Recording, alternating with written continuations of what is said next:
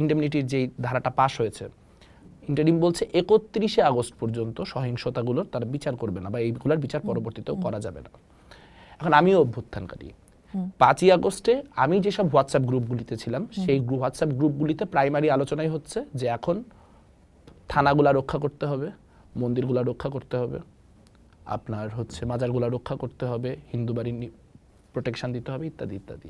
তাহলে আমি বুঝতে চাই 5ই আগস্ট শেখ হাসিনা পালিয়ে গেছে, 15ই আগস্ট যে লোকটা অস্ত্র লুট করতেছে সে কোন অভ্যুত্থানের কাজ করতেছে? 20ই আগস্ট যে লোকটা থানা লুট করতেছে সে কোন অভ্যুত্থানের কাজ করতেছে? 31শে আগস্ট পর্যন্ত আমার কেন ইন্ডেমনিটি দিতে হলো? এটা কিন্তু একটা খুব চিন্তা করার বিষয়। এখন এইটা জামাতপন্থীরা বলে যে মুক্তিযুদ্ধেও তো 1972-এর ফেব্রুয়ারি পর্যন্ত ইন্ডেমনিটি ছিল। বরং নতুন রাজনীতি, নতুন ব্যবস্থা, এই শব্দগুলোর প্রতি মানুষের এক ধরনের বিবমিশা বা এক ধরনের সন্দেহ তৈরি হয়েছে। সেটা হয়তো সামনের দিনে তরুণদের, আমাদের মতো মানুষ যারা যারা আসলেই নতুন একটা বন্দোবস্তের জন্য আমরা অথেন্টিক্যালি লড়াই করেছি, তাদের লড়াইকে আরো কঠিনতর করে তুলবে। আচ্ছা, এই যে আপনি বলছেন যে নতুনদের জন্য এক ধরনের নতুন শব্দটির প্রতি এক ধরনের বিবমিশা তৈরি হলো, এই দায়টা কার? এই দায়টা খুব পার্টিকুলারলি বললে ইন্টারিম গভর্নমেন্টের এবং বৈষম্য বিরোধী ছাত্র আন্দোলনের যে নেতৃত্ব স্থানীয় মানুষজনরা ছিলেন তারা। গত 1.5 বছরে এখানে উগ্র ডানপন্থী গোষ্ঠীগুলিকে যেভাবে নর্মালাইজ করা হয়েছে এবং অভ্যুত্থানের গোটা ন্যারেটিভটা তাদের কোলে তুলে দেওয়া হয়েছে, যেন বা শুধুমাত্র উগ্র ডানপন্থীরাই মাঠে ছিলেন, যেন বা দলমত নির্বিশেষে সাধারণ মানুষ এই লড়াইয়ের সাথে ছিলেন না। তো সেই জায়গা থেকে দাঁড়িয়ে আসলে আমরা যে বাংলাদেশটা দেখতে চেয়েছিলাম, যে বাংলাদেশে আসলে সামাজিক ক্যাটাগরির ভিত্তিতে রাজনীতির বিভাজন হবে না, বরং একটা কমন অর্থনৈতিক সামাজিক চাওয়া পাওয়ার ভিত্তিতে আমরা বৃহত্তর একটা জনগোষ্ঠীকে এক জায়গায় করার চেষ্টা করতে পারবো, সেই রাজনীতি থেকে আমরা আসলে নিজেদেরকে আরো অনেক দূরত্বে। এই মুহূর্তে বাংলাদেশ একেবারে নতুন একটা জায়গায় দাঁড়ানো। 17 বছরের স্বৈরাচারী শাসন, এরপর অভ্যুত্থান পরবর্তী নির্বাচন, বলা যেতে পারে একটা নতুন বাংলাদেশের শুরু। বারবারই আমরা বলি যে নতুন করে আবার সব শুরু হচ্ছে, এরকম করে বলা যায় 3 বার শুরু হয়েছে বাংলাদেশের। তো এবারের শুরুটা ভিন্ন হতে পারে, কারণ সবাই বলছেন তরুণদের হাতে হয়তো এবার চালিকা শক্তি থাকবে, রাজনীতি না দেশের। কারণ আমার মোট জনশক্তির বেশিরভাগই তরুণ, চিন্তাও তরুণদের মতো করেই করতে হবে। তরুণরা এটা খুব শক্তভাবে জানিয়ে দিয়েছেন নির্বাচনে অন্তত।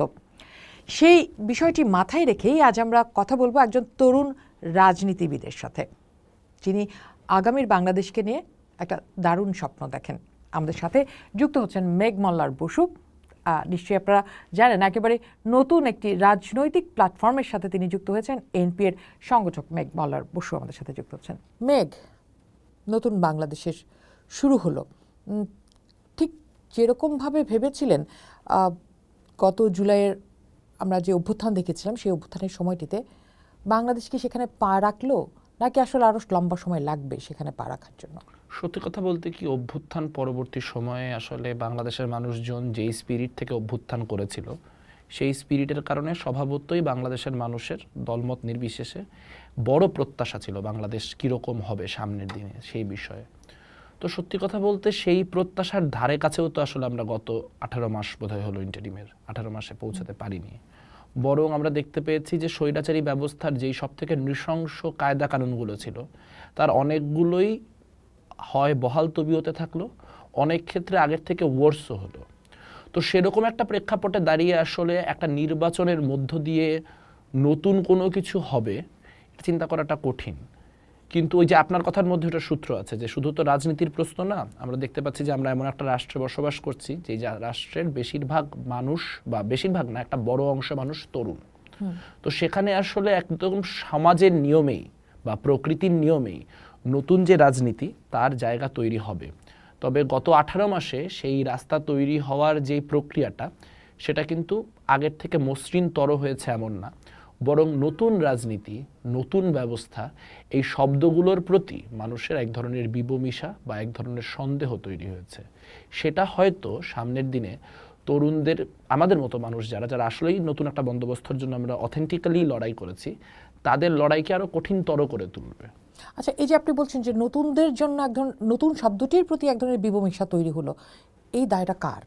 এই দায়টা খুব পার্টিকুলারলি বললে ইন্টারিম গভর্নমেন্টের এবং বৈষম্য বিরোধী ছাত্র আন্দোলনের যে নেতৃত্ব স্থানীয় মানুষজনরা ছিলেন তারা। কারণ তারা নতুন ব্যবস্থার কথা বলে নতুন কোনো কিছু করার আশ্বাস দিয়ে একদম সবথেকে জঘন্য যে পুরাতন রাজনীতি, সেই পুরাতন রাজনীতিতেই কিন্তু গা ভাসালেন। এবং আমরা দেখতে পেলাম যে আসলে যখন আপনি এত নতুন বন্দোবস্ত অমুক তমুক ইত্যাদি ইত্যাদি বলে শেষমেশ জামাতের সাথে যে নির্বাচনী জোট করেন, এটা বোঝার জন্য তো আইনস্টাইন হওয়ার প্রয়োজন নাই যে জামাত কোনো নতুন বন্দোবস্ত না, বা জামাত কোনো নতুন অপশন না, বা জামাত নতুন কিছু না। তো তখন আসলে আমরা যখন দেখতে পেলাম যে যাবতীয় নতুন রাজনৈতিক বন্দোবস্তের আলাপ যারা করলেন, আমি যদি একটু জাস্ট মানে তর্কের খাতিরে জোনায়েদ সাকির, গণসংহতি এবং কায়ুম ভাইদের রাষ্ট্র সংস্কারকে সরিয়ে রাখি, তাহলে বাকি সবাই তো এই নতুন বন্দোবস্তের কথাবার্তা যারা বললেন তারা আমরা এখন সবাই দেখতে পাচ্ছি জামাতের সাথে অ্যালাইনড। তো এই গোটা প্রক্রিয়াটা তো আসলে নতুন বন্দোবস্ত আদতে কতটুকু নতুন, নাকি এটা বেসিক্যালি নতুন বোতলে পুরানো মদ ভরে রাখার প্রক্রিয়া, তাই নিয়ে তো জনমনে একটা ব্যাপক সন্দেহ তৈরি হয়েছে। এই যে নতুন বন্দোবস্তের কথা বললাম, কিন্তু নতুন তো আর ঠিক আসলো না। তাহলে মানুষ যার জন্য অপেক্ষা করে আছে, এটা পেতে আমাদের আর কত সময় লাগতে পারে আপনি মনে করেন? এটা তো আসলে যে কোনো সামাজিক বিজ্ঞানের সাথে এটাই তো আসলে মানে আমরা যেগুলোকে প্রাকৃতিক বিজ্ঞান বা ন্যাচারাল সায়েন্সেস বলি, তার মধ্যে মৌলিক পার্থক্য যে আসলে আপনি কখনোই মানে কোনো একদম কেউ একটা গ্লোব হাতে নিয়ে বসেও বলতে পারবে না যে আসলে এটা কত বছর সময় লাগতে পারে, ওই শামসুর রহমানের কবিতার মতো তোমাকে পাওয়ার জন্য হে স্বাধীনতা। তো বিষয়টা ওই রকম আর কি, যে মানে আমাদের এবার মনে হয়েছিল বোধহয় খুব কাছেই আছে আমাদের, কিন্তু আমরা আসলে গত 1.5 বছরের যে স্বপ্নভঙ্গ তার মধ্যে দিয়ে আমরা দেখতে পাচ্ছি যেটা আসলে হয়তো আরও দূরে সরে গেল। কেন বলছি এই কথাটা? যে মনে করুন আওয়ামী লীগ আমলে আওয়ামী লীগের বিরুদ্ধে আমার খুব ডিস্টিংক্টলি মনে পড়ে যে যে কয়েকটা ঘটনা আমাদেরকে খুব নাড়িয়ে দিয়েছিল, তার মধ্যে একটা ছিল লেখক মোশতাক হত্যাকাণ্ড 2021-এ। তো লেখক মোশতাক হত্যাকাণ্ড বিষয়ে আমরা একটা অবস্থানে সবাই আসতে পেরেছিলাম যে মোশতাক বিষয়ে আমাদের ওপিনিয়ন কি, এটা ইররিলেভেন্ট। সেখানে যেমন লেখক মোশতাকের কাজ পছন্দ করেন এমন মানুষ ছিলেন, যারা লেখক মোশতাকের সমালোচক তেমনও ছিলেন, কিন্তু একজন লেখক বা যে কোনো একজন মানুষ তিনি জেল হেফাজতে বেল না পেয়ে মারা যাবেন, এটা হইতে পারে না একটা গণতান্ত্রিক রাষ্ট্রে। তো গত 18 মাসে তো আমরা অন্তত সরকারের হিসাব মতে বোধহয় 156 জন বা 60 জনের কাছাকাছি মানুষ, বেসরকারি হিসেবে তার 6 গুণের কাছাকাছি মানুষ হচ্ছে জেলখানায় যে কারা হেফাজতে মৃত্যুবরণ করেছেন। এবং আমরা কয়েকদিন আগে দেখলাম আওয়ামী লীগের একজন মন্ত্রী, খুব ইন্টারেস্টিংলি তিনি কিন্তু খুনের মামলায় জেলে ছিলেন না, তিনি জেলে ছিলেন দুর্নীতির মামলায়। রমেশ চন্দ্র সেন, হ্যাঁ, দেখলাম যে রমেশ চন্দ্র সেন মারা গেছেন এবং সরকারি ব্যাখ্যাটা হচ্ছে যে তিনি বাথরুমে মাথা ঘুরে পড়ে মারা গেছেন। এই যে ল্যাঙ্গুয়েজ, এই ল্যাঙ্গুয়েজই তো আমরা শুনেছি হাসিনার কাছে, যে সব কিছুই আসলে মানে অঘটন, সব কিছুই বিচ্ছিন্ন ঘটনা, কোনো কিছুই গুরুত্বপূর্ণ না। আমরা দীর্ঘদিন ফাইট করেছি এটা নিয়ে যে এখানে আসলে ধর্মীয় জনগোষ্ঠী এবং যারা সেই অর্থে ধর্মে বিশ্বাস করেন না এমন মানুষ, তাদের মধ্যেকার ভেদরেখা দিয়ে এখানকার রাজনীতিটাকে নির্মাণ করা ঠিক না বা বোঝা বিশ্লেষণ করা ঠিক না। আমরা এখানে দেখতে পেয়েছি যে এককালে মাহফুজ আলমরাও যখন আমাদের সহপাঠী ছিলেন, যখন বিশ্ববিদ্যালয়ে অ্যাক্টিভিজম করেছেন, তারাও বলেছেন যে এখানে একটা মানে অন্তজ মানুষের একটা নিজস্ব চিন্তা ভাবনা আছে ইসলাম কেন্দ্র করে, যেটা এইখানকার মাটিতে গ্রো করেছে, যেটা ইন্ডিজিনাস। তো এই সব বড় বড় কথা আমরা শুনলাম যে আমরা সেকুলার এবং হচ্ছে রিলিজিয়াস এই বাইনারিতে থাকবো না, আমাদের এখানকার একটা নিজস্ব সেকুলারিজম আছে। আচ্ছা, আমাদের এখানকার নিজস্ব সেকুলারিজম আছে বা আমাদের এখানে নিজস্ব একটা ধর্ম নিরপেক্ষতা আছে, এই কথা বলতে গিয়ে সবাই বারবার করে বলতেন মাজারের কথা। আমার স্পষ্ট মনে আছে যে বাংলাদেশে মাজার রয়েছে, বাংলাদেশের মাজারগুলো কিভাবে এখানে আসলে আন্তধর্মীয় সম্প্রীতির এবং আসলে এক ধরনের একটা টলারেন্সের সংস্কৃতিকে বহন করে নিয়ে যাচ্ছে, এই কথাগুলো আমরা শুনতাম। গত 18 মাসে আমরা 200-র উপর মাজার ভাঙচুর হতে দেখেছি। এই জায়গাটা আমি একটু বলি, এই তুলনাটা যখন আসে তখন অনেকেই বলেন মাজার কি নতুন ভাঙা হচ্ছে নাকি বাংলাদেশে?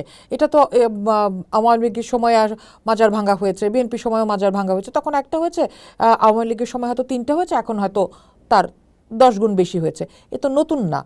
এই কথাটার সাথে আপনি কি একমত? এটা তো আসলে স্ট্যাটিস্টিক্যালি একটু ভেঙে দেখলেই দেখা যায় যে আসলে মানে স্বাধীন বাংলাদেশের 54 বছর মাথার ভেতরে নাকি এই চিন্তাটা ছিলই যে অবশ্যই ছিল, হ্যাঁ অবশ্যই ছিল। এই আইডিওলজি রাতারাতি তৈরি হয়নি, এই আইডিওলজি অবশ্যই বহুত দিন ধরে ছিল এবং সেটাকে নানানভাবে সোশ্যাল মিডিয়ার বিভিন্ন রকম ক্লিক বেটিং জার্নালিজম থেকে শুরু করে নানান কিছু সেটাকে আরো মানে বাড়িয়েও তুলেছে।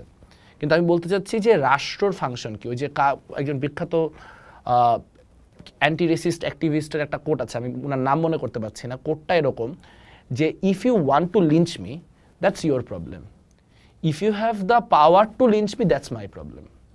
তো আপনি আসলে মনে করতেই পারেন যে আপনি মাজার ভেঙে ফেলতে পারেন, কিন্তু রাষ্ট্রের এমন অনুপস্থিতি, যে অনুপস্থিতিতে একদিন 2 দিন না 1.5 বছর ধরে টানা মাজার ভাঙা যাচ্ছে, এবং মাজার ভাঙা যাচ্ছে না হয় আমি বুঝলাম, ওটা মব করছে। আমরা কি দেখতে পাচ্ছি? আমরা দেখতে পাচ্ছি যে সরকার এই জিনিসের সাথে তাল দিচ্ছে। আমরা দেখতে পাচ্ছি যে একদিকে হচ্ছে ইসলামউদ্দিন পালাকার, সম্ভবত ওনার নাম, ওনাকে 21 পদক দেওয়া হচ্ছে, আর একদিকে আবুল সরকার জেলে আছেন। তো আসলে আমরা তো দেখতে পেয়েছি যে গত 1.5 বছরে এখানে মানে উগ্র ডানপন্থী গোষ্ঠীগুলিকে যেভাবে নর্মালাইজ করা হয়েছে, এবং অভ্যুত্থানের গোটা ন্যারেটিভটা তাদের কোলে তুলে দেওয়া হয়েছে, যেন বা শুধুমাত্র উগ্র ডানপন্থীরাই মাঠে ছিলেন, যেন বা মানে দলমত নির্বিশেষে সাধারণ মানুষ এই লড়াইয়ের সাথে ছিলেন না। তো সেই জায়গা থেকে দাঁড়িয়ে আসলে আমরা যে বাংলাদেশটা দেখতে চেয়েছিলাম, যে বাংলাদেশে আসলে সামাজিক ক্যাটাগরির ভিত্তিতে রাজনীতির বিভাজন হবে না, বরং একটা কমন অর্থনৈতিক সামাজিক চাওয়া পাওয়ার ভিত্তিতে আমরা বৃহত্তর একটা জনগোষ্ঠীকে এক জায়গায় করার চেষ্টা করতে পারবো, সেই রাজনীতি থেকে আমরা আসলে নিজেদেরকে আরো অনেক দূরত্বে এই মুহূর্তে আবিষ্কার আচ্ছা, করছি। এই যে দূরত্ব তৈরি হলো, আমরা তো অনেকেই বলছেন যে ইন্টারিম সরকার আসলে পারফর্ম করতে পারেনি, কারণ প্রথমত সে নির্বাচিত সরকার না, তার সেই ক্ষমতা দেখানোর শক্তি নেই, আইনশৃঙ্খলা বাহিনী আসলে তার সাথে কাজ করেনি, একসাথে পা ফেলেনি, সেই জন্য আসলে তারা পারফর্ম করতে পারেননি। আপনি কি এই কথাগুলোর সাথে একমত, নাকি আসলে তাদের সুতো আর কোথাও বাধা ছিল? এখন তো খুবই অবভিয়াস হয়ে যাচ্ছে যে সুতো অন্যান্য জায়গায় বাধা, তা না হলে আসলে ধরেন যে কাজগুলো হয়েছে, অনেক কিছু আমরা রাগের মাথায় বা এক ধরনের জোশে অনেক কিছুকে আমরা ছাড় দিয়ে ফেলেছি। যেমন ধরেন যে ইন্ডেমনিটির যেই ধারাটা পাশ হয়েছে, ইন্টারিম বলছে 31 আগস্ট পর্যন্ত সহিংসতাগুলোর তারা বিচার করবে না, বা এইগুলোর বিচার পরবর্তীতেও করা যাবে না। এখন আমিও অভ্যুত্থানকারী। 5ই আগস্টে আমি যেসব হোয়াটসঅ্যাপ গ্রুপগুলিতে ছিলাম, সেই হোয়াটসঅ্যাপ গ্রুপগুলিতে প্রাইমারি আলোচনাই হচ্ছে যে এখন থানাগুলা রক্ষা করতে হবে, মন্দিরগুলা রক্ষা করতে হবে, আপনার হচ্ছে মাজারগুলা রক্ষা করতে হবে, হিন্দু বাড়ির প্রোটেকশন দিতে হবে, ইত্যাদি ইত্যাদি। তাহলে আমি বুঝতে চাই 5ই আগস্ট শেখ হাসিনা পালিয়ে গেছে, 15ই আগস্ট যে লোকটা অস্ত্র লুট করতেছে সে কোন অভ্যুত্থানের কাজ করতেছে?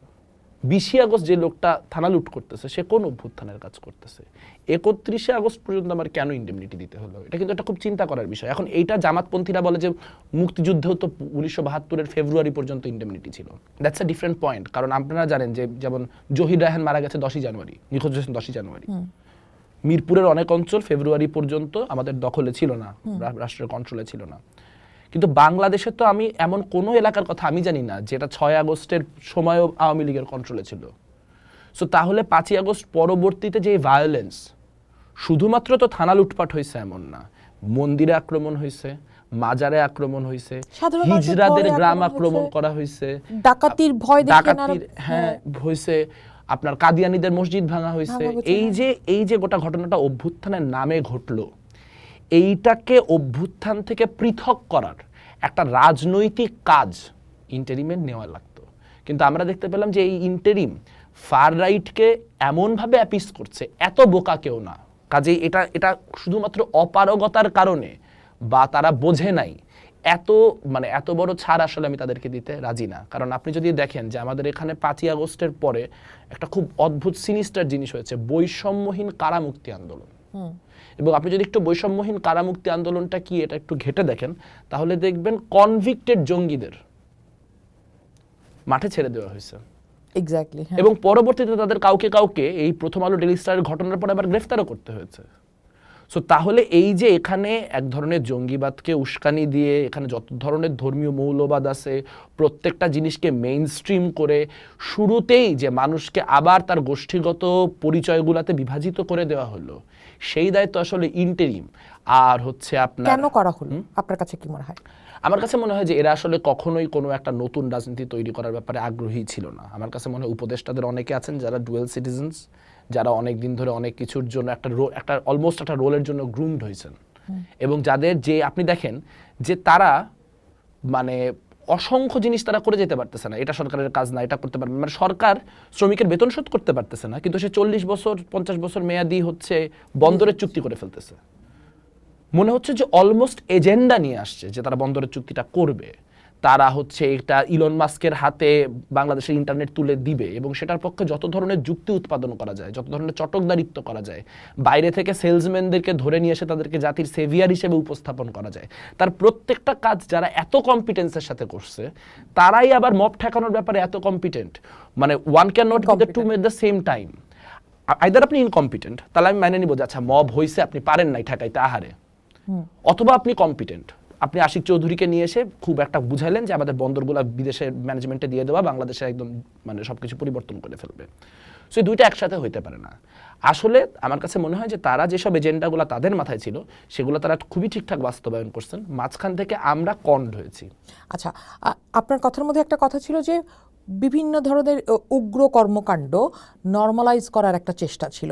এই যে নর্মালাইজ করার চেষ্টাটা বললেন আপনি, আপনার কি মনে হয় যে এই কর্মকাণ্ডগুলি ছাড়াও কোনো রাজনৈতিক দলকে নর্মালাইজ করারও চেষ্টা হয়েছে, তাদের অতীত ইতিহাস ভুলে যাওয়ার চেষ্টা, ভুলে দেওয়ানোর চেষ্টা? ধরেন আমি যদি জামাতের কথাই বলি, যে যখনই মুক্তিযুদ্ধের আলাপ আসে, পুরনো ঘটনা, এটা নিয়ে কথা বলা যাবে না, আচ্ছা ঠিক আছে, জামাত নারী নিয়ে যে কথাগুলো বলছে, আচ্ছা থাক, এটা নিয়ে কথা বলা লাগবে না, নারী নিয়ে তো আসলে একটা সেন্সিটিভ জায়গায় থাকতে হবে, নারী নিরাপত্তা একটা বড় ইস্যু। জোট সরকারের সময় জামাত যেরকম করে বিএনপির সাথে ছিল, দেখা গেল দুর্নীতির দায় শুধুমাত্র বিএনপির, জামাতের কিছু নাই। সিরিজ বোমা হামলার দায় বিএনপির, জামাতের কিছু নাই। এই যে জামাতকে নর্মালাইজ করার চেষ্টা, এই চেষ্টাটা আসলে কাদের মধ্যে বেশি দেখেন? এটা কি শুধুমাত্র আমরা এই 18 মাসের সরকারের ঘাড়ে দিব, নাকি এর পেছনেও আরো অনেককেই দায় দিতে হবে? প্রথমত আপনি যেটা বললেন খুব ইন্টারেস্টিং, আমার এটা শুনে হঠাৎ করে মনে পড়লো যে হচ্ছে যে শেখ হাসিনা চলে যাওয়ার পরে প্রথম যে বক্তব্যটা সেনাপ্রধান দিয়েছিলেন, তিনি প্রথম যে রাজনৈতিক দলটার নাম মেনশন করেছিলেন সেটা হচ্ছে জামায়াত ইসলামী। কিন্তু শেষ সমীক্ষা মতে বাংলাদেশের সব থেকে বড় রাজনৈতিক দল জামায়াত ইসলামী না। তো জামাত ইসলামীর নামটাই কেন প্রথম তার মনে হলো? এটা কি একটা ফ্রয়েডিয়ান স্লিপের মতো, নাকি এইটা ইন্টেনশনালি আমাদের মাথায় পুশ করার জন্য মতো, আমি জানি না। এটাকে খুবই অ্যানিকডোটাল ঘটনা মনে হতে পারে, কিন্তু আমার কাছে ঘটনাটা খুব সিগনিফিক্যান্ট। যে কারণ মিলিটারির প্রধান শেখ হাসিনা যাওয়ার পরে প্রথম বক্তব্য দিচ্ছেন, সেখানে প্রত্যেকটা শব্দ কেয়ারফুলি চোজেন। এমন না যে আমরা যেরকম ক্যাজুয়াল কনভারসেশন করতেছি, যে of the top of my head যেটা মনে হচ্ছে বলে দিচ্ছি, সেরকম না। সো সেই কনভারসেশনে জামাত ইসলামীকে প্রথমে প্রজেক্ট করার যেই প্রজেকশনের রাজনীতি, সেটা তো আসলে আন্তর্জাতিকভাবেও হচ্ছে, সেটা শুধু বাংলাদেশের ভিতরে না। আমরা দেখতে পাচ্ছি যে একটা বড় গোষ্ঠী জামাতকে একটা অল্টারনেটিভ হিসেবে দাঁড় করানোর, আওয়ামী লীগ বিএনপির বাইনারির বাইরে একটা শক্তি হিসেবে দাঁড় করানোর একটা অর্গানাইজ চেষ্টা করছেন। নির্বাচনের আগে দেখলাম অনেকগুলো বিদেশি সংবাদ মাধ্যম আসলে হঠাৎ করেই জামাত সম্পর্কে নানা ধরনের কথা বলা শুরু করলো, এবং সেখানে হোয়াইট ওয়াশিং এর প্রক্রিয়াটা খুব স্পষ্ট, যে তার অতীতের যে ঘটনাগুলো, এই জামাত সেই জামাত না। ওই আমরা গণজাগরণ মঞ্চের সময় একটা কথা শুনতাম, বা মানে যারা মানে গণজাগরণ মঞ্চের পক্ষে ছিল তারাও মজা করে বলতাম যে এই কাদের মোল্লা সেই কাদের মোল্লা না, জামাতের যুক্তি, এবং একটা সময় কনফিউজ হয়ে গেল মানুষ, আসলে এই কাদের মোল্লা সেই কাদের মোল্লা না। সো ব্যাপারটা ওইরকম হয়ে গেছে যে এই জামাত ইসলামী ওই জামাত ইসলামী না, যে 1971 যে জামাত ইসলামী করছে এটা সেই জামাত ইসলামী না। এখন এইটার দায় না আসলে সবারই দায় কোন সেন্সে, যে বিএনপি আজকে যে বিপদে পড়েছে এই দায় তো বিএনপি। 2001 থেকে 2005-06 পর্যন্ত বিএনপি একটা সেন্ট্রিস্ট পলিটিক্যাল পার্টি। সেই রাইট উইং এর ভোট কালেক্ট করতে গিয়ে, রাইট উইংকে সঙ্গে রাখতে গিয়ে জামায়াত ইসলামীর সঙ্গে জোট করার মধ্য দিয়ে তাকে জঙ্গিবাদের গোটা চ্যাপ্টার মধ্যে পড়তে হয়েছে। তাকে সারা দুনিয়াতে হচ্ছে ওয়ার অন টেররের রাজনীতির মধ্য দিয়ে যে বিএনপিকে অপসারণ করা গেল, সেটা তো সম্ভব ছিল না যদি সে জামাতের সাথে এরকমভাবে জোটবদ্ধ থাকতো বা জামাতের সাথে তার রাজনীতি একটা অঙ্গাঙ্গী হয়ে উঠত। তো সে জামাতকে দীর্ঘদিন পেট্রন করছে। আমরা দেখতে পেয়েছি যে আওয়ামী লীগ হচ্ছে আপনার 1996 যেই তত্ত্বাবধায়ক সরকারের আন্দোলন, সেই তত্ত্বাবধায়ক সরকারের আন্দোলনে লিয়াজু কমিটি গঠন করে জামায়াত ইসলামীর সঙ্গে মুভ করেছে। তো বুর্জোয়া গণতান্ত্রিক দলগুলো আসলে এই জামাত ইসলামীকে নিজেদের প্রয়োজনে যেভাবে ইউজ করেছে, তারই সব থেকে অশ্লীল ভার্সনটা আমরা দেখলাম এনসিপির ক্ষেত্রে। আওয়ামী লীগ বিএনপি অন্তত পক্ষে বড় হওয়া পর্যন্ত অপেক্ষা করেছে, তারা কেউ জামাতের জুনিয়র পার্টনার হতে যায়নি। এবার আমরা দেখলাম ওই যে কারণে বললাম যে নতুন বন্দোবস্ত হচ্ছে পুরানো বন্দোবস্ত অন স্টেরয়েডস, মানে পুরানো বন্দোবস্তের চেয়েও বেশি পুরানো বন্দোবস্ত, যে আওয়ামী লীগ বিএনপি অন্তত পক্ষে জামাতকে জুনিয়র পার্টনার বানিয়েছে আন্দোলনে বা রাজনৈতিক জোটে, এনসিপি এসে নিজে জামাতের জুনিয়র পার্টনার হয়ে গেছে। সো এই গোটা প্রক্রিয়ার মধ্য দিয়ে আসলে জামাতের নর্মালাইজেশনটা তো আসলে আমাদের একটা কালেকটিভ ফেলিয়ার। এটা আমার খুব খারাপ লাগে। ধরেন অলি আহমেদ, আমি যাই বলি না কেন ওনাকে, আজকে উনি তো মুক্তিযুদ্ধ করছেন একেবারেই। এখন একটা মুক্তিযুদ্ধ করার লোক, যে লোকটা 2008 সালে বলছে যে বিএনপির সাথে থাকা যাবে না কারণ বিএনপি জামাতের সাথে জোটবদ্ধ, সেই লোকটা এখন জামাতের সাথে জোট করে নির্বাচন করতেছেন। সো যারা জামাতকে ঘৃণাও করেন তারা তো আসলে জামাত বিরোধী কোনো রাজনীতিতে ভরসা রাখতে পারেন না। কারণ আমি আজকে দেখতেছি আপনি জামাতের বিরুদ্ধে কথা বলতেছেন, কালকে আপনার সাথে কোনো একটা স্বার্থের সংশ্লিষ্টতা তৈরি হলে আপনি যে জামাতের পক্ষে বলবেন না, তারও তো কোনো নিশ্চয়, অথবা জামাতকে বন্ধু বানবেন না, এই তারও তো কোনো চর্চা নিশ্চয় আমাদের মধ্যে নাই। মেঘা, আরেকটা জিনিস হচ্ছে যে এই যে এনসিপি, মানে আপনারই জেনারেশন আমি যদি ধরি, সেই জেনারেশনের দিকে তো আসলে আমি বলবো বাংলাদেশের কোটি কোটি মানুষ তাকানো ছিল যে এর হাত ধরেই পরিবর্তন আসবে। ওই জুলাই অভ্যুত্থানের সময় একেবারেই সাধারণ যে মানুষটা ছিল সে থেকে শুরু করে আসলে যে 5,000 স্কোয়ার ফিটের বাড়িতে থাকে তাকেও আমি দেখেছি ওই সময় এই প্রজন্মের দিকে তাকিয়ে যে এরা পরিবর্তন আনবে, এরা আমার রাজনীতিকে বদলে দিবে। কিন্তু রাজনীতি এদের হাতে এভাবে পতন ঘটবে, এর পেছনে কারণ কি ছিল? এই যোগসূত্র কি আসলে 5 আগস্টের আগে থেকেই ছিল? এনসিপির সাথে জামায়াতের এই বন্ধুত্ব বা এই চেহারায় আজকে যেখানে তারা এসে দাঁড়ালো?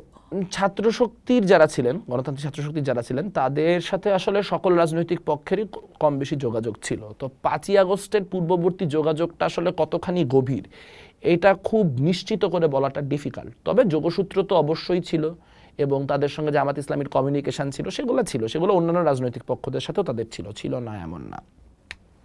চ্যালেঞ্জটা যেটা, আমরা যখন নতুন রাজনীতির কথা বলতেছি এটা অনেক ডিফিকাল্ট। মানে ক্রাউড ফান্ডিং করে কর্পোরেট ফান্ডিংয়ের বিরুদ্ধে লড়া অনেক ডিফিকাল্ট। মিলিটারি এস্টাবলিশমেন্টের কোনো রকম সহায়তা না নিয়ে, ব্যুরোক্রেসির কোনো রকম সহায়তা না নিয়ে, সোশ্যাল মিডিয়ায় একটু একটু করে অর্গানিক্যালি নিজের পলিটিক্স শুরু করা অনেক ডিফিকাল্ট। এই রাস্তাগুলো ইনকনভিনিয়েন্ট। যারা একবার আসলে ক্ষমতার স্বাদ পেয়ে গেছেন তাদের পক্ষে ওই ইনকনভিনিয়েন্ট রাস্তা নেওয়াটাও খুব আনলাইকলি। তো তখন তারা ক্ষমতা পর্যন্ত যাওয়ার সব থেকে সহজ যেই পথটা স্বভাবত সেটাই বেছে নিয়েছেন। তারা হয়তো দেখছেন যে যদি ধরেন আমি যদি মানে এনসিপির ভিতরের লোক হইতাম, আমি চিন্তা করতাম যে আমি যদি এখানে 300টা আসনে ইলেকশন করে হেরেও যাই 300টা আসনে, অ্যাটলিস্ট বিএনপি জামাতের এই বাইনারি রাজনীতির মধ্যে আমি একটা বিকল্প শক্তি হিসেবে দাঁড়ায় থাকতে পারবো। আমার ভোট যাই হোক না কেন, যে বিএনপিও না যে জামাতও না, তার অন্তত একটা গন্তব্যস্থল তৈরি হলো যে আচ্ছা এখানে কোনো অল্টারনেটিভ ফোর্সও আছে। সো জামাতের মধ্য দিয়ে, জামাতের আইরনিটা হচ্ছে জামাতের মধ্যে নিজেদের লীন করার মধ্য দিয়ে নতুন বন্দোবস্তের বা নতুন শক্তির যাবতীয় সম্ভাবনার পথকে তারা নিজেরাই সাময়িকভাবে হলেও অন্তত পক্ষে রদ করে দিলেন। আচ্ছা, সেক্ষেত্রে একটু জানতে চাই, এই যে তাহলে এদের হাত ধরেই তো উঠে আসলো না যে সেই ট্যাগিং, মুক্তিযোদ্ধা বাইনারি, মুক্তিযোদ্ধা রাজাকার, জুলাই যোদ্ধা দোসর, এই ট্যাগিং তো তাদের হাত ধরেই উঠে আসলো। অথচ এনাদের মুখেই আমরা সবচেয়ে বেশি শুনতে পেলাম যে নতুন রাজনীতির কথা, যেই ট্যাগিং আসলে শেখ হাসিনা শুরু করেছিল তাদের হাত দিয়ে এটা আরো বড় হলো। কেন এই পরিস্থিতিটা তৈরি হলো? আসলে আমার কাছে আপনারা তো লড়েছিলেন যে ট্যাগিং এর বিরুদ্ধেই, মানে মূল চিৎকারটা তো উঠেছিল সেই ট্যাগের কারণেই, যে রাজাকার বলার কারণে। তাহলে কেন সেটা এখনো চলছে?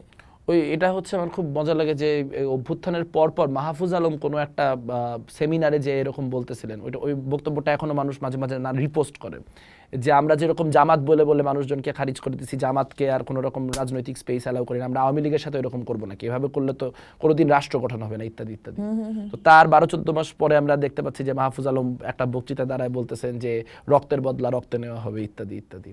তো বিষয়টা ওই রকম আর কি, যে হচ্ছে যে যাদের মানে যার বুঝ জ্ঞান নাই তার বিষয়ে হইতে পারে যে আচ্ছা সে বোঝে নাই, সে করে ফেলছে, কিন্তু আসলে এই বুঝটা তো খুব সহজ বুঝ, যে আমি যদি আসলে কাঠামোগতভাবে আওয়ামী লীগ যেভাবে তার রাজনৈতিক প্রতিপক্ষদের ভিক্টিমাইজ করত, তা আমি যদি আওয়ামী লীগকে একইভাবে ভিক্টিমাইজ করি তাহলে আবার ওই পুরো ঘটনাটা রিপিট হবে।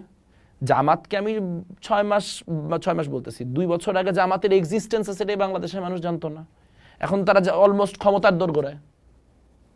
তো একইভাবে আমরা হচ্ছে এখন আমরা মনে হচ্ছে যে আওয়ামী লীগ নিশ্চিহ্ন, অমুক তমুক।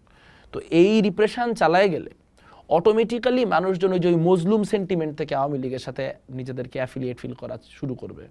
সো আমি যদি আওয়ামী লীগ বিরোধী হই তাহলে তো এটা আমার একটা প্রাইমারি টার্গেট হওয়ার কথা ছিল, যে আমি কোনোভাবেই ওর প্রতি সোসাইটিতে সিম্প্যাথি তৈরি হয়, এমপ্যাথি তৈরি হয় এরকম কাজকর্ম করব না বা এই কাজগুলো করতে দিব না। গোপালগঞ্জে যায় ওরা যা ঘটাইছে, বা এই কয়েকদিন পর প্রেস ক্লাবের সামনে 1-2জন মানুষ যদি দাঁড়ায় জয় বাংলা জয় বঙ্গবন্ধু বলে, এতে দেশ রাষ্ট্রের কি ক্ষতি হয়ে যাচ্ছে? এটা ঠেকাতে গিয়ে আমি যে ভিজুয়ালটা তৈরি করতেছি, বা 5ই আগস্টেই তো 5ই আগস্ট না 15ই আগস্টে বোধ হয় আমার মনে নেই এক্স্যাক্টলি, কোনো একটা ডেটে ওই একটা খুব বিখ্যাত ছবি আছে যে হচ্ছে আওয়ামী লীগের কোনো একজন সব মহিলা সমর্থক ফুল দিতে আসছেন, তো তার চুল টেনে 15 ধরছে। আগস্ট। তো এই ভিজুয়ালগুলো আমরা কেন তৈরি করতেছি, এবং এই ভিজুয়ালগুলো একবার দুইবার না, আমরা 18 মাস ধরে কেন তৈরি করলাম? কারণ আমরা বুঝতে পারলাম যে আসলে যারা আমাদেরকে নেতৃত্ব দিচ্ছেন তাদের কোনো রকম গঠনগত রাষ্ট্র পরিবর্তনের আকাঙ্ক্ষা অনেক দূরবর্তী কথা। এরা রিয়াকশনারি টেন্ডেন্সি দ্বারা ড্রিভেন। এরা মূলত কোনো একটা পক্ষকে নিদারুণ অত্যাচার করতে পারতেছেন, তাকে ভিক্টিমাইজ করতে পারতেছেন, তাকে ডিহিউম্যানাইজ করতে পারতেছেন, এটাই তাদেরকে রাজনৈতিক আনন্দ দেয় এবং এটার ভিত্তিতেই তাদের রাজনীতি। তা না হলে আসলে আমরা যেই যে ক্যাম্পাসগুলোতে যেই ক্যারেক্টারগুলো তৈরি হয়েছে এটা ভয়াবহ। বাংলাদেশের ছাত্র রাজনীতিতে অনেক ধরনের ক্যারেক্টার ছিল, অনেকে আপনি পছন্দ করতে পারেন, না করতে পারেন, কিন্তু এই যে ক্যাম্পাসগুলো সালাউদ্দিন আম্মার টাইপ লোকজন দ্বারা চলছে, আমি নাম ধরেই বললাম কারণ এইটার কোনো এক্সাম্পল নাই বাংলাদেশের ইতিহাসে যে কোনো একজন ছাত্রনেতা এই ভাষায় কথা বলবেন, কোনো একজন ছাত্রনেতা এতটা ঘৃণা, এতটা ক্রোধ খুব ক্রমাগত উগরায় দেওয়াটাকেই তার রাজনীতিতে পরিণত করবেন। এটার চ্যালেঞ্জটা হচ্ছে ক্রোধ তো দেখানোই যায়, আমি জামাতের প্রতি ক্রোধ দেখাইতে পারি, আওয়ামী লীগের প্রতি ক্রোধ দেখাইতে পারি, বিএনপির প্রতি ক্রোধ দেখাইতে পারি, কিন্তু আমাকে যদি আলটিমেটলি দেশটা গঠন করতে হয় তাহলে আমার তো এরা সবাই এক্সিস্ট করবে, কিন্তু তাও এমন একটা কাঠামো থাকবে যে কাঠামোটা আসলে একটা ডেমোক্রেটিক রেজাল্ট দিতে পারবে, সেই কাঠামোটা নির্মাণে মনোযোগ দেওয়ার কথা। তাহলে মেঘ, এই যে ক্রোধের কথা থেকে একটা কথা মনে আসলো, সেটা হচ্ছে যে এই যে ক্রোধের ভাষা, দ্রোহের ভাষা, যেই ভাষাগুলিকে আমরা স্বাভাবিক ভাষা বলে ফেলছি, বা যেই নেতা আসলে গালি দিয়েই আসলে বড় নেতা হয়ে যাচ্ছেন, তিনি আবার আমাদের রাষ্ট্র, সমাজ, রাজনীতি এইসব পরিবর্তনের ভালোর দিকে নেয়ার চেষ্টা করছেন। এটাকে আসলে আপনি কীভাবে দেখেন? এইভাবে হাঁটলে কি আসলে হবে? মানে আমি যদি হাদি থেকে, আম্মার থেকে শুরু করে আরও অনেকেই দেখি ভয়ঙ্কর বিদ্বেষমূলক শব্দের ব্যবহার এবং তাকে হিরো বানিয়ে ফেলা, তাকে নেতা বানিয়ে ফেলা, এইটা কোন চর্চা? কারা এই চর্চার পেছনে আসলে বাতাস দিচ্ছে? আমার কাছে মনে হয় যে এখানে একটা বড় ক্রাইসিস তো হচ্ছে যে আমাদের এখানে যে পলিটিক্সটা, এটা ফেসবুক বা সোশ্যাল মিডিয়ায় চলে আসছে। সোশ্যাল মিডিয়ার মধ্য দিয়ে আসলে পলিটিক্স জেনারেটেড হচ্ছে, রিজেনারেটেড হচ্ছে। ক্লিক বেটিং একটা, কি বলবো, মানে এটা সোশ্যাল মিডিয়ার যেই অ্যালগোরিদম, আপনি মাত্র ভালো জানবেন, সোশ্যাল মিডিয়ার অ্যালগোরিদমগুলাই এটাকে একরকম আপনার এনহ্যান্স করছে, এটার একরকম আপনার ইনসেন্টিভাইজ করছে। সো ফর এক্সাম্পল, শরীফ ওসমান হাদির সংস্কৃতি বিষয়ে 10টা আলাদা আলাদা গুরুত্বপূর্ণ আলাপ আছে, যে আলাপগুলো আসলে সাধারণ মানুষ বলতে পারবে না কি আলাপ ছিল, কি বলছেন, কারণ ওইটা অত হাইলাইটেড হয়। কিন্তু শরীফ ওসমান হাদির গালাগালির ভিডিও অনেক বেশি হাইলাইটেড হয়েছে। সো যখন রাজনীতিটা এরকম হয়ে যাচ্ছে যে আমি লাইমলাইটে থাকতে চাই, আমি সারাক্ষণ প্রেজেন্ট থাকতে চাই, তাহলে আমি কিভাবে থাকবো? আমি প্রত্যেক দিন যদি একটা করে এক্সট্রাভেগ্যান্ট কাজ করি, প্রত্যেক দিন যদি একটা করে কন্ট্রোভার্সি সৃষ্টি করি, তাহলে আমি মিডিয়া টাইম পাচ্ছি প্রত্যেক দিন। সো এই যে কন্ট্রোভার্সি তৈরি করে হলেও মিডিয়ায় থাকার, কন্ট্রোভার্সি তৈরি করে হলেও মানে লাইমলাইটে থাকার যে চর্চাটা তৈরি হয়েছে, মানে এখানে কোনো রাজনীতি নাই আসলে। হ্যাঁ, এবং এটা আসলে যখন কেউ রাজনীতির ভিতরে থাকে না, সে তো আসলে একবার, মানে আমি যখন বাইরে থেকে দেখছি তখন আবার অনেক কিছু বার্ডস আই ভিউ থেকে আপনার অ্যাসেস করার সুযোগ থাকে, কিন্তু আমি যখন ভিতরে আছি তখন আসলে আমি একটা মিডিয়াতে একটা বাইট দিলাম, সে বাইটের ভিত্তিতে একটা কনফ্লিক্ট তৈরি হলো, একটা কন্ট্রোভার্সি তৈরি হলো, আমি সেই কন্ট্রোভার্সির প্রেক্ষাপটে আরেকটা কাজ করলাম, সেটা থেকে মিডিয়া আরেক দফা আমাকে বাইট দিল। কিন্তু এই প্যাম্পার্ড হচ্ছে, কোনো না কোনো ব্লগ দিয়ে তো প্যাম্পার্ড হচ্ছে। আমরা তো দেখলাম যে নির্বাচনের আগেও যমুনা ঘেরাও হওয়ার মতো ঘটনা ঘটলো, তাই না? সো তা তো অবশ্যই সেটা তো হচ্ছে, এবং কে কতটুকু খারাপ কথা বলতে পারবে সেটারও একটা বেঞ্চমার্ক আছে। আমি একবার মোস্তফা সরোয়ার ফারুকী বিষয়ক কিছু খারাপ কথা বলাতে আমার মনে আছে যে বাংলাদেশের 3-4জন বুদ্ধিজীবী আলাদা আলাদা করে আমাকে নিয়ে ফেসবুকে পোস্ট দিয়েছেন যে এই ভাষা ব্যবহার করাই যেতে পারে না, এই ভাষা কোনোভাবেই গ্রহণযোগ্য না। তো আমি তাদেরকে কমেন্টেই জিজ্ঞেস করছি যে যদি এই মানে অলরেডি বেঞ্চমার্ক হচ্ছে এইটা, আমি তার থেকে অনেক কম বলছি, তাহলে কেন এটা ধরা হলো? তার কারণ হচ্ছে যেই মুহূর্তে আমার পলিটিক্যাল পারপাস সার্ভড হচ্ছে সেই মুহূর্তে ভাষার ব্যবহার গ্রহণযোগ্য। মানে তারেক জিয়ার নামে অশ্লীলতম কথাবার্তা বলে ঢাকা বিশ্ববিদ্যালয় ক্যাম্পাসে মিছিল করা যাবে, সেটাতে কোনো সমস্যা নেই, কিন্তু ঢাকা বিশ্ববিদ্যালয় ছাত্র দলের সভাপতি যদি ভিসির সাথে একটু জোর গলায় কথা বলে, তখন শিক্ষকের সম্মান যে ও একজন শিক্ষক, আপনি এভাবে কথা বলবেন, একজন শিক্ষকের সাথে আপনি এভাবে কথা বলতে পারেন। অথচ প্রত্যেক দিন 18 মাস হয়ে গেছে, এখন পর্যন্ত কোনো সিস্টেমিকভাবে কোনো কিছু করে নাই। এরা কয়েকদিন পর শিক্ষকদের আওয়ামীপন্থী ট্যাগ দিয়ে, এই আওয়ামীপন্থী শিক্ষক, এ অমুক বছর অমুক স্ট্যাটাস দিছিল, দিয়ে তাদেরকে কনস্ট্যান্টলি শিক্ষাক্ষেত্রে হ্যারাস করতেছেন। এটা আবার নর্মালাইজড। সো বিষয়টা হচ্ছে যে যদি আমি একটা কথা বলি, আমি জানি না যে কথাটা আসলে এখানকার ভাবগাম্ভীর্যের সাথে কতটা যাবে, যে বাংলাদেশের রাজনীতিতে ক্রাইসিসটা হয়েছে কি, যে অন্যের কুকুর কুকুর, আমার কুকুর টমি। ব্যাপারটা আসলে ওইখানে এসে দাঁড়াইছে। হ্যাঁ, সেটাই। সো আমি যদি সামনের দিনের রাজনীতির দিকে তাকাই, সামনের দিকের রাজনীতির জন্য, একটা ভালো রাজনীতির জন্য তো আমরা লম্বা সময় ধরে সংস্কার কার্যক্রম চালালাম, অনেক কিছুতেই সংস্কার প্রস্তাব আনা হলো। এই সংস্কারগুলোর ভবিষ্যৎ কি দেখেন? প্রথমত আপনি প্রায় গোটা 30 প্রস্তাবকে নানানভাবে প্যাকেজ করে একটা হ্যানাতে নিয়ে আসতেন, এটা হাইলি ডেঞ্জারাস। কারণ আমি তখন আসলে আমার পক্ষে তো আমি ধরেন আমি সংস্কার প্রস্তাবের একটা জিনিস চাই না, আমি এটা অ্যাসেস করব কিভাবে যে এইটার ওয়েট এটার থেকে বেশি বা এইটার ওয়েট এটার থেকে বেশি, বা আমি যদি 20টা প্রস্তাব বিষয়ে খুব একমত হই কিন্তু 2টা প্রস্তাব বিষয়ে চরম দ্বিমত হই, তাহলে কি আমি হ্যাঁ ভোট দিব না ভোট দিব? বা আমি তো সবগুলা ধারা বুঝি না, তাহলে আমি কিভাবে আশা করি যে এটা নিয়ে কোনো ধরনের বিশ্লেষণ হলো না, কোনো আলোচনা হলো না? সংস্কার এজেন্ডাটার খুব সুযোগ ছিল আমাদের 5ই আগস্টের পর এটাকে জনগণের এজেন্ডায় পরিণত করা, যে আমি যদি এটা নিয়ে ব্যাপক পরিমাণ ডিসকোর্স মাঠে ঘাটে ছড়াই দিতে পারতাম, চায়ের দোকানে ছড়াই দিতে পারতাম, বিটিভিতে নিয়মিত বিতর্ক করতে পারতাম যে হ্যাঁ নাকি না। যদি আমি ইন্টারিমের লোক হইতাম, আমি যেটা করতাম, আমি হচ্ছে একটা জাতীয় বিতর্ক প্রতিযোগিতার প্যাকেজের কোনো কিছু করে সারা দেশে সবগুলা স্কুল কলেজ এটা নিয়ে ডিবেট করাইতাম, জাস্ট ইয়েস নো নিয়ে। কেন হ্যাঁ এবং কেন না এইটাই তো আমার মাথায় নাই। তো আমি যে দিচ্ছি, আমি এটা কেন দিচ্ছি? যেমন ধরেন আমি নিজে এখন জানি না যে আমি পরশুদিন হ্যাঁ দিব না দিব, আমি জানি না, কারণ আমি একটা জিনিস, আমি অনেকগুলো মৌলিক সংস্কারের পক্ষে এখানে, মানে আমি চাই এগুলো হোক। আমি সারা জীবন প্রপোর্শনাল রিপ্রেজেন্টেশনের পক্ষের লোক ছিলাম, যে বাংলাদেশে একটা দেশে যদি কেউ 45% ভোট পায়, 75% আসন পায় যায়, দ্যাটস আ প্রবলেম। আমার এখানে আসলে কে কত ভোটের পার্সেন্টেজ পাচ্ছে তার বেসিস, প্রপোর্শনালিটির উপর বেস করে তার একটা হিসাব হওয়া উচিত। কিন্তু আমি তো দেখতেছি যে কোনো রাজনৈতিক দল এখন পর্যন্ত আপার হাউসের কোনো প্রার্থী তালিকা দেয় নাই।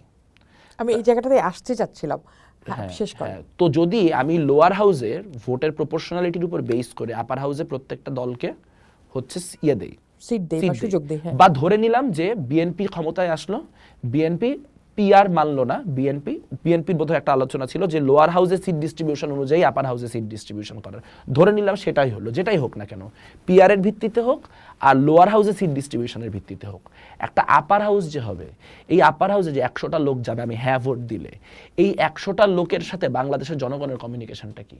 এই 100টা লোককে কে সিলেক্ট করলো? অন্য দেশে যখন এরকম কোনো কিছু হয় যেখানে প্রপোর্শনাল রিপ্রেজেন্টেশনের হিসাব থাকে, পার্টিগুলা লিস্ট প্রকাশ করে যে আমি যদি একজন ইলেক্টেড হয় তাহলে এই ইলেক্টেড হবে, যদি 10 জন হয় এরা হবে, যদি 100 জন হয় এরা হবে। তোমার কোনো পার্টি লিস্ট নাই, আমার এখানে আমার কোনো ধারণাই নাই কারা যাবে। সো আমি যখন এখানে একটা আপার হাউস বানাবো হ্যাঁ ভোট দিয়ে, তখন সেই আপার হাউসে তো আসলে ঘুরে ফিরে বড় বড় এজেন্সি দ্বারা ব্যাকড লোকজন, বড় বড় বিজনেস ইন্টারেস্ট দ্বারা ব্যাকড লোকজন এবং নানান রকম স্পেশাল ইন্টারেস্ট গ্রুপ যারা, তাদের নিয়োজিত মনোনীত লোকগুলাই বিভিন্ন রাজনৈতিক দলের হয়ে যাবে। সো আমি তো আসলে প্রপোর্শনাল রিপ্রেজেন্টেশনের পক্ষে লড়তে গিয়ে আমি কি আসলে পরের পার্লামেন্টটাকে আরো আনডেমোক্রেটিক বানায় ফেলতেছি কিনা, এই উত্তর আমার নিজের কাছে নাই। I do this for a living.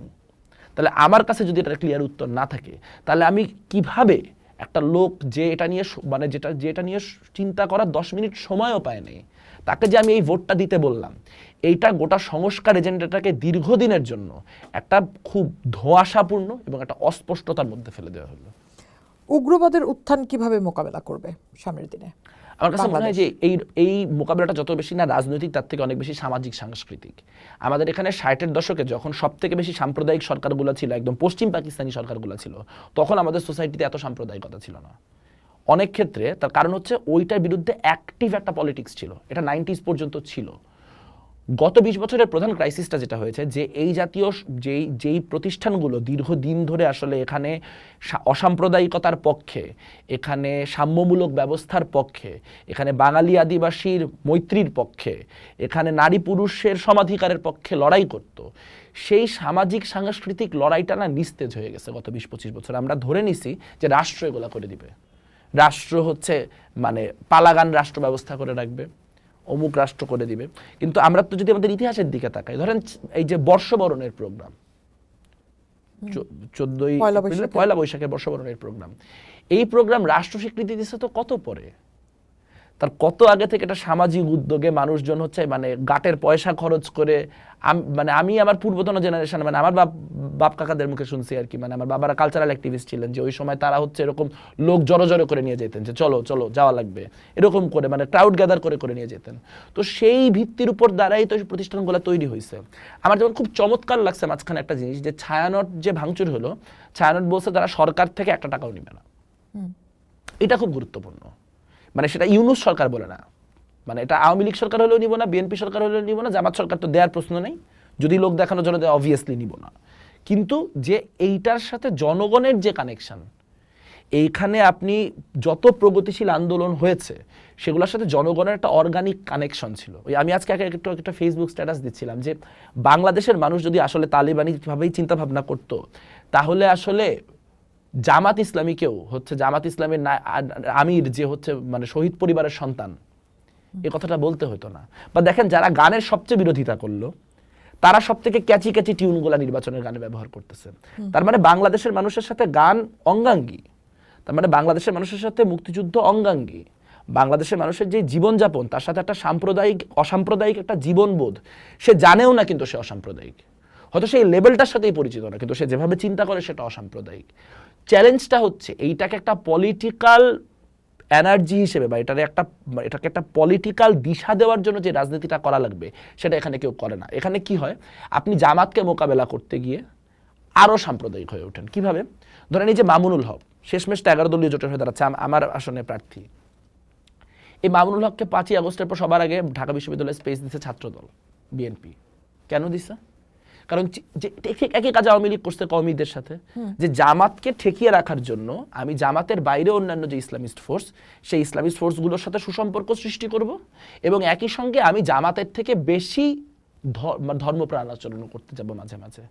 যে নির্বাচন আসলে আমি হঠাৎ করে সব জায়গায় বলতেছে বিএনপি যে হচ্ছে যে না আমরা ডেমোক্রেটিক বাংলাদেশ চাই, আমরা ধর্মভিত্তিক রাষ্ট্র নির্মাণ করবো না ইত্যাদি ইত্যাদি, আবার ফাট করে কোনো একটা জায়গায় ওইরকম কোনো একটা প্রোগ্রামে যাই বলতেছে যে আমরা শরিয়ার বাইরে কোনো আইন করবো না। তো ওই রাজনীতি তো আপনি জামাতের সাথে পারবেন না, ওই রাজনীতি আওয়ামী লীগ বিএনপি এনসিপি জামাতের সাথে কেন করতে যাবে? বরং ওইটার বাইরে একটা হিউজ পপুলেশন আছে যারা হয়তো ব্যক্তি বিশ্বাসে অসম্ভব ধার্মিক, কিন্তু যারা জানেন যে এই যে রাস্তা, এই রাস্তার শেষ পথ কোথায়, এই রাস্তার শেষ গন্তব্য কোথায়, এটা যারা জানেন। সো আপনি যদি ওই মানুষগুলোর শুভবোধের প্রতি অ্যাপিল না করে আপনি ওর থেকে বেশি মৌলবাদী হওয়ার চেষ্টা করেন কোনো একটা অ্যাপিজমেন্টের ট্যাকটিক্স হিসেবে, সেটা তো মোটা দাগে রাজনীতিটাকে ক্রমাগত ডান দিকেই নিয়ে যাবে। আমাদের রাজনীতিবিদরা কি সারাক্ষণই আসলে এক ধরনের ইনসিকিউরিটিতে ভোগেন, যে প্রতি মুহূর্তে ভোটের চিন্তা ছাড়া কিছু করতে পারে না? আমার ধারণা, এটা আমার একেবারে ব্যক্তি মতামত। এনিওয়ে, আমি আরেকটা জায়গায় জানতে চাই যে এই যখন আমার চিন্তা, তখন ধরেন এখানে তো বড় একটা স্টেক হচ্ছে নারীরা, নারীর বাংলাদেশ। সামনের দিনে নারীর বাংলাদেশ কেমন দেখছেন আপনি? যে মাত্রায় আসলে এই মুহূর্তে নারী বিদ্বেষ, এবং নির্বাচনে আমরা দেখলাম মাত্র 3% নারী নির্বাচন করার ক্ষমতা পেয়েছেন বিএনপি থেকে, আর কোনো দল থেকে তো পাননি, এনসিপি থেকে কিছুটা, বাম দল থেকে সবচেয়ে বেশি আমার ধারণা।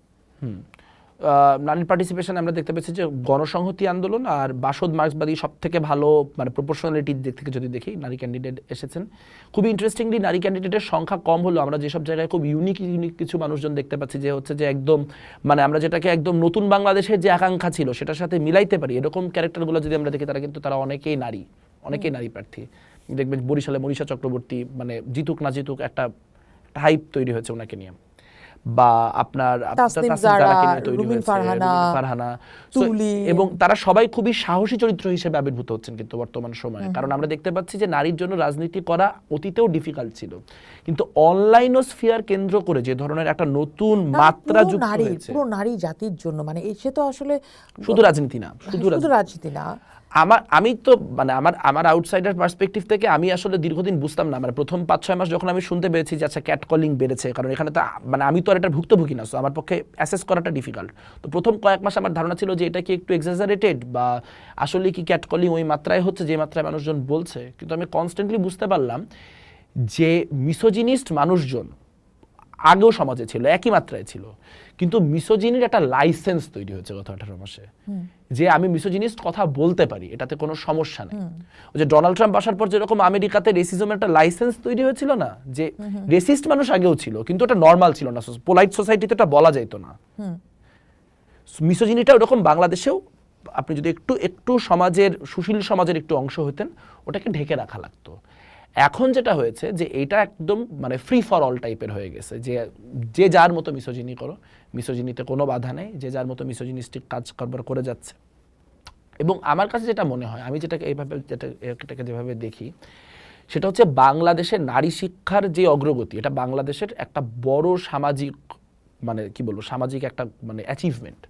এটাকে আমি শুধু আওয়ামী লীগের বা শুধু বিএনপির এরকম অ্যাচিভমেন্ট হিসেবে দেখি না, এটা একটা কন্টিনিউইটির মধ্য দিয়ে হয়েছে, যেখানে আমরা দেখতে পাই যে হায়ার সেকেন্ডারিতে ফিমেল পার্টিসিপেশন রেট বা ফিমেলদের পাস করার রেট মেলদের থেকে বেশি আমাদের মতো এরকম একটা দেশে। এটা কিন্তু অটোমেটিক্যালি হয় নাই, এটা অনেকগুলা পলিসির কম্বিনেশনের ফল। সেটাতে যেরকম মিনা কার্টুনের ভূমিকা আছে, সেটাতে তেমনি বৃত্তি প্রদানের ভূমিকা আছে, জন্ম নিয়ন্ত্রণের জন্য রাষ্ট্রের এবং এনজিওদের নেওয়া কার্যক্রমের ভূমিকা আছে। আমরা খুব একটা ডিফিকাল্ট মোমেন্টে বসে আছি, কারণ আপনারা জানেন যে কোভিডের পরে, কোভিড চলাকালীন আপনার হাই স্কুলে একটা হিউজ পরিমাণ মানুষ ড্রপ আউট হয়েছে, এবং এই ড্রপ আউটের ক্ষেত্রে নারীরা বেশি ড্রপ আউট হয়েছে ওই সময়। এবং এটার সাথে আপনি দেখেন ওই 2-3 বছরের পরিসংখ্যান যদি আপনি দেখেন, আপনি দেখবেন ওই 3-4 বছরে কয়েকটা জিনিস হয়েছে। এক, নারীর ড্রপ আউট বাড়ছে। 2, সেটার সাথে মিলায় বাল্যবিবাহ বাড়ছে। বাল্যবিবাহ কিন্তু গত 4-5 বছরে বাংলাদেশে আবার অনেকখানি আমরা খারাপের দিকে গেছি। এবং বাল্যবিবাহের সাথে যেটা হয়েছে সেটা হচ্ছে মানে মাতৃ ও শিশু মৃত্যুর যে হার, সেই হার বৃদ্ধি পেয়েছে। সো এটা যদি হয় আমার সমাজের প্রান্তগুলার অবস্থা, আমাদের এখানে এক নারীদের একটা বড় অংশ তার যে অর্থনৈতিক জীবন, সে অর্থনৈতিক জীবন পরিচালনা করতে পারছেন গার্মেন্টস সেক্টরের সাথে অ্যালাইনমেন্টের কারণে। আমাদের গার্মেন্টস ইন্ডাস্ট্রির জবগুলো প্রচণ্ড পরিমাণে ইনসিকিউর। এমনি অনেক কিছু অটোমেটেড হয়ে যাবে, অটোমেটেড হলে এমনি জব লস হবে। মার্কেট ফিক্স না, কয়েকদিন পর পর মার্কেটের মানে আমরা কার কাছে রপ্তানি করব, কি রপ্তানি করব, সেগুলা বদলায় যাচ্ছে।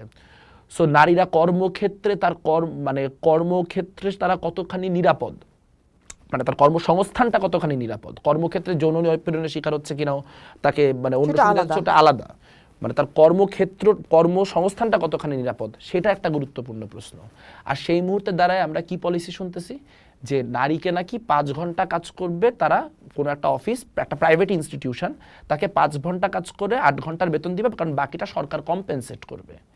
সো এটা থেকে বোঝা যাচ্ছে যে নারীকে কর্মক্ষেত্র থেকে ফিরায় নিয়ে যাওয়ার একটা অর্গানাইজড অ্যাটেম্প্ট আছে, এবং নারীর যে সামাজিক অবস্থান তা ক্রমাগত গত 18 মাসে দুর্বল হয়েছে। এখানে আসলে আমি বাইরে থেকে দেখে আমি যেভাবে বুঝি জিনিসটাকে, যে নারীদের রাজনৈতিক ওপিনিয়নের ডিফারেন্সের পরেও যদি রাজনীতিতে থাকা নারীরা বা যে কোনো একটা সামাজিক পরিসরে থাকা নারীরা পরস্পরের বিরুদ্ধে মানে অন্যদের বিরুদ্ধে হওয়া স্লাট শেমিং বলেন, ক্যারেক্টার অ্যাসাসিনেশন বলেন, বা অন্য যে কোনো ফর্মের নারী বিদ্বেষ বলেন, সেগুলোর বিরুদ্ধে জোটবদ্ধ ভূমিকা না নিতে পারেন, তাহলে আজকের দিনে তো তাও মাউথ পিস হিসেবে এদের নারী প্রয়োজন হচ্ছে। আজ থেকে 5-10 বছর পর হয়তো মাউথ পিস হিসেবে ওদের আর নারী প্রয়োজন, নারীদেরকে পাওয়া যাবে না। মেঘ খুব ছোট ছোট করে উত্তর নিতে চাই অনেকগুলি প্রশ্ন। সেটা হচ্ছে বিশ্ববিদ্যালয়গুলোতে কতটা গণতান্ত্রিক পরিবেশ ফিরবে মনে করেন? বিশ্ববিদ্যালয়গুলোতে আমি আশা করি যে নির্বাচনের পরে গণতান্ত্রিক পরিবেশ অন্তত বর্তমানে যা আছে তার থেকে একটু হলেও বেটার হবে। সংখ্যালঘু বা নৃজাতি গোষ্ঠী যারা আছেন তাদের জীবনে আসলে পরিবর্তন আসবে কিনা? সব সরকারই আমরা দেখি নানা রকম প্রতিশ্রুতি দেয়, কিন্তু নির্বাচনের পরে সেই সম্প্রীতির বাংলাদেশ আর হয় না। আমার কাছে মনে হয় না যে বাংলাদেশের ধর্মীয় সংখ্যালঘুদের জীবনে খুব বিশেষ পরিবর্তন আসবে, কারণ দেখেন বাংলাদেশে এই মুহূর্তে আমরা জানি কয়েকদিন আগে মিরসরাইয়ে 7 দিনে বোধহয় একটা হিন্দু পাড়ায় 5 বার না 7 বার আক্রমণ হয়েছে। এবং এই কথাটা যারা হিন্দুদের ভোট চাচ্ছে, ধরা যাক আমি যদি নাম করে বলি বিএনপি এই কথাটা মুখ দিয়ে উচ্চারণ করতে পারছে না, যে গত 18 মাসে যে হিন্দুরা পার্টিকুলারলি পারসিকিউটেড হয়েছে, এ কথাটা যদি কোনো রাজনৈতিক দল উচ্চারণই করতে না পারে, নির্বাচনের আগে ভোট চাওয়ার জন্য উচ্চারণ করতে না পারে, তাহলে নির্বাচনের পরে ভোট পায়ে গেলে আর তারা কেন এই নিয়ে কথা বলবে? সেক্ষেত্রে মব সন্ত্রাসের ভবিষ্যৎ কি দেখেন? এইটা আমি আশা করব যে আমার যে কোনো গভর্নমেন্টের কাছ থেকে মানে যেই সরকার মব ঠেকাইতে পারবে আমি তাকে ভোট দিব, অ্যাজ সিম্পল অ্যাজ দ্যাট। মানে অন্য অনেক আলোচনা হইতে পারে, কিন্তু এভাবে একটা রাষ্ট্র ফাংশন করতে পারে না। ভ্যান্ডালিজম আপনার ফৌজদারি অপরাধ, কেউ ভ্যান্ডালিজম করে নতুন সরকারের ক্ষেত্রে মব কি বড় মানে গুরুত্বপূর্ণ জায়গা দখল করবে আপনার কাছে মনে হয়, যেটা আমরা গত 18 মাস ধরে দেখলাম? কারণ আমার কাছে মনে হয় যে এখানে যে দুইটা মেজর পলিটিক্যাল ফোর্সের মধ্যে আলোচনা হচ্ছে যারা সরকারে আসতে পারে, এদের মধ্যে একটা গ্রুপের সাথে মবের সম্পর্ক অনেকটা সিম্বায়োটিক, যারা বিভিন্ন জায়গায় নিজেরা যেসব কাজ করতে পারবে না সেগুলো মবকে দিয়ে করায় নিচ্ছে। তবে মানে মব ঠেকানোটা একদম কন্ডিশন নাম্বার 1। এইটা ছাড়া আসলে বাংলাদেশের মানে সংস্কৃতি বলেন, সামাজিক কাজকর্ম বৈষম্য বলেন বা অর্থনীতি বলেন, কোনো কিছু চলতে পারে না যদি আপনি র্যান্ডমলি বৈপ্লবিক ভায়োলেন্সের যুক্তি দিয়ে যে কোনো জায়গা ভেঙে চুরে ফেলতে পারেন। চাঁদাবাজি, ভূমিদস্যুতা, অর্থনৈতিক লুটপাট, এগুলো পরিবর্তন হবে বলে কি মনে করেন? আমার মনে হয় না। তার কারণ হচ্ছে এটা যেই আসুক না কেন এটা একই রকম থাকবে। বাংলাদেশের অর্থনীতির আর্থসামাজিক যেই প্রেক্ষাপটের যে ক্রাইসিস, এখানে অর্থনৈতিক যে ক্রাইসিস, সেই ক্রাইসিসকে হ্যান্ডেল না করে শুধুমাত্র একটা মোরাল ইস্যু বা আপনার একটা মানে ফৌজদারি ইস্যু হিসেবে চাঁদাবাজিকে সলভ করা সম্ভব না। এবার একটু আপনার মানে রাজনৈতিক প্ল্যাটফর্মটার বিষয়ে আসি। এনপিএ কবে রাজনৈতিক দল হয়ে উঠবে? এটা আসলে নির্ভর, আমরা প্রথমত আমরা যেই জায়গাটা থেকে শিক্ষা লাভ করেছি সেটা হচ্ছে বাংলাদেশে আসলে আওয়ামী লীগ, বিএনপি, জাতীয় পার্টি, জামাতের পরে ওইভাবে করে কোনো মেজর বড় পলিটিক্যাল পার্টি তৈরি হয় নাই। আগে তৈরি হয়েছে, আপনি যদি বামপন্থী ট্রেডিশনাল পার্টিগুলো দেখেন সেগুলো অনেকগুলো এর আগে তৈরি হওয়া। কমিউনিস্ট পার্টি যদি দেখেন যে তারা ব্রিটিশ আমল থেকে আসে। তো আমাদের একটা আন্ডারস্ট্যান্ডিং হচ্ছে যে আমরা যাই করতে চাই না কেন আমরা একটা ভাই ব্রাদারদের ক্লাব বানাতে চাই না। তো আমাদের আসলে যথেষ্ট পরিমাণ মানুষের সাথে কথা হওয়ার আগ পর্যন্ত আমরা কোনো পলিটিক্যাল পার্টি লঞ্চ করব না। আমাদের টার্গেট হচ্ছে সাধারণ মানুষের কাছ থেকে তাদের দুঃখ, ক্রাইসিস, সংকট এগুলো সম্পর্কে যতখানি ইন ডিটেল শোনা সম্ভব ততখানি শোনা এবং তার উপর ভিত্তি করে নিজেদের কর্মসূচি নির্মাণ করা, জনগণকে এক জায়গায় করা। সো ইন শর্ট আসলে আমার পক্ষে কোনো টাইম লাইন বলা ডিফিকাল্ট, কিন্তু আমি এভাবে বলতে পারি যে জনগণের মধ্যে অন্তত পক্ষে একটা প্রাথমিক ভিত্তি তৈরি হওয়ার আগ পর্যন্ত আমরা কোনো রাজনৈতিক দল নির্মাণ করব না। তাহলে যে এই সময়টা যেহেতু আমরা কোনো সময় বেঁধে দিচ্ছি, মানে দেখতে পাচ্ছি না চোখের সামনে, এই সময়ের মধ্যে উগ্রবাদ, স্বৈরাচারী কাঠামো যেটা আছে বারবার গড়ে ওঠে আমার দেশে, সেটার সংস্কার বা বিভিন্ন অন্যায়, দুর্নীতি, এই সমস্ত জায়গায় ভূমিকা কী নেবে এনপিএ? আমরা যেহেতু একটা প্ল্যাটফর্ম হিসেবে আসি, আমরা যে কোনো সামাজিক প্রতিরোধের যেসব উদ্যোগ, সেই সামাজিক প্রতিরোধের উদ্যোগের জায়গাগুলোতে প্ল্যাটফর্ম হিসেবেই থাকবো এবং এই মুহূর্তে শ্রমজীবী মানুষের বা ধর্মীয় সংখ্যালঘু মানুষের বা যে কোনো ধরনের প্রান্তিক পরিচয়ের মানুষের যে কোনো ধরনের যে ন্যায়সঙ্গত লড়াই, সেই লড়াইগুলিতে তাদের পাশে থাকার চেষ্টা করব এবং সেই পাশে থাকার প্রক্রিয়ার মধ্য দিয়ে আমাদের যে রাজনৈতিক বোঝাপড়াটা, সেই রাজনৈতিক বোঝাপড়াটাও নির্মাণ করার চেষ্টা করব। অনেক ধন্যবাদ মেঘমালার আমাদেরকে সময় দেওয়ার জন্য এবং বরাবরের মতো চমৎকার আলোচনা, আপনি খুবই ভালো বলেন। নিশ্চয়ই সামনের দিনে এনপিএর ভূমিকা ঠিক এরকমই থাকবে। মেঘ, শুভকামনা থাকলো। আপনাকে অনেক ধন্যবাদ। অনেক ধন্যবাদ। আমাদের সাথে এতক্ষণ যারা ছিলেন নিশ্চয়ই একটা নতুন বাংলাদেশের স্বপ্ন দেখেই আমরা আসলে সামনে এগিয়ে যেতে চাই। নতুন বাংলাদেশের স্বপ্ন সবাইকে মিলেই একসাথে আসলে দেখতে হবে। সেখান থেকে আসলে শুধু রাজনীতিবিদের দায়িত্ব, আসলে আমি নাগরিক হিসেবে আমার দায়িত্ব না, এভাবে দায়িত্ব এড়িয়ে যাওয়া যাবে না। সবাইকে সোচ্চার থাকতে হবে, নিজের দায়িত্ব পালনটা করে যেতে হবে। পোস্ট দেখুন, ভাবুন, করুন, পোস্টের সাথেই থাকুন।